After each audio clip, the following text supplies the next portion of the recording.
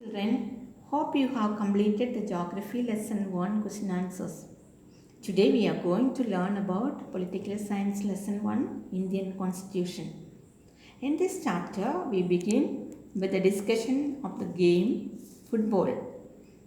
As the name suggests, this is a game that involves the player's feet. According to the rules of the football, if ball touches the arm of any player except the goalkeeper, then what happens? Then this is considered as a foul. Similarly, other games such as hockey and cricket, etc., also have rules. As these are fundamental to the game, we can also call them the constitutive rules of the game. Like these games, a society also has constitutive rules. A written document in which we find such rules is called a constitution. A written constitution for India is called Indian Constitution. It was formulated on December 1949. Dr. B.R. Ambedkar is the founder of the Indian Constitution. Now let's see, why does a country need a constitution? Today, most countries in the world have constitution. A constitution lays out certain ideals that form the basis of the kind of country that we as citizens aspire to live in. A constitution lays out certain goal or principles that a country should or the citizens aspire to live in. A constitution tells about the fundamental nature of a society. A constitution helps serve as a set of rules and principles that all persons in a country can agree upon as the basis of the way in which they want the country to be governed. This includes the type of government and also an agreement on certain ideals that they all believe the country should uphold, that we have different caste, different language, different religion. So all these people should agree upon what kind of rules and regulations should be followed among them. Now for an example, when Nepal was a monarchy, it was monarchy or ruled by a king, it reflected the final authority of the king. That was till 1990. After transition of Nepal into a democracy, that is 2006, it started the process of writing a constitution for the country. In a democratic society, the constitution lays down rules that guard against the misuse of authority by our political leaders. The political leaders misuse their power. So if there is some rules and regulation, they will not have these tendencies to misuse their power. In a democracy, leaders exercise their power responsibly on behalf of the people.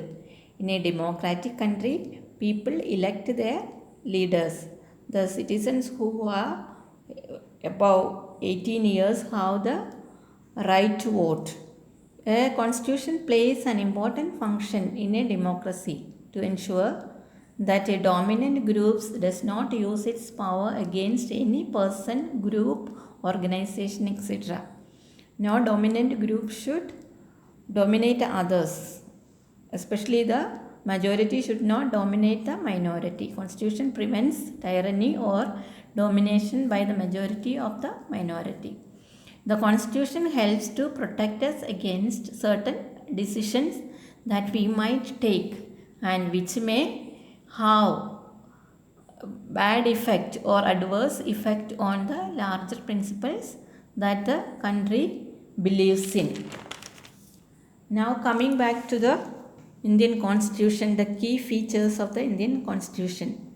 The Indian national movement had been active in the struggle for independence from British rule for several decades. So many years we know people worked hard for independence.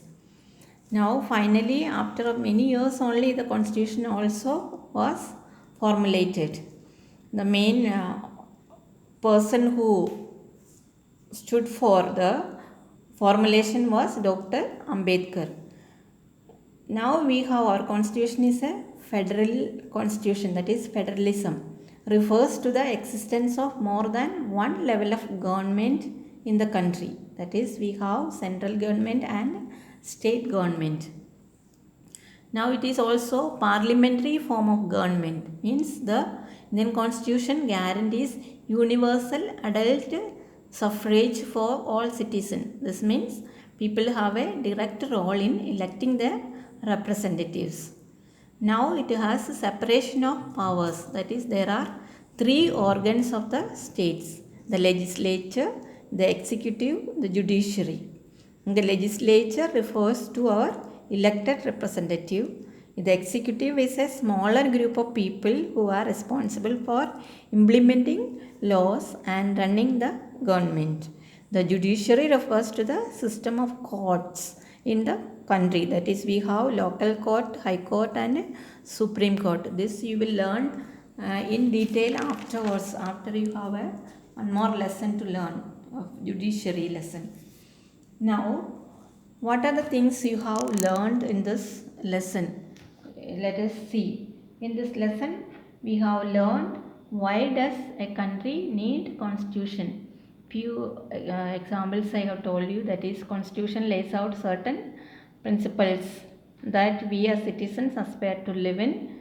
Also the constitution tells about the nature of our society. Constitution helps serve as a set of rules, that is in which they want the country to be governed. This also includes the type of government and the country should uphold, which are the things that country should uphold. The examples also we talked about, and the majority should not dominate the minority groups. These are the things we have learned in this part. Now in the second part, the constitution key feature is federalism, parliamentary form of the government, separation of powers. Now this is the first part we have learned in this lesson. The second part I will be putting later.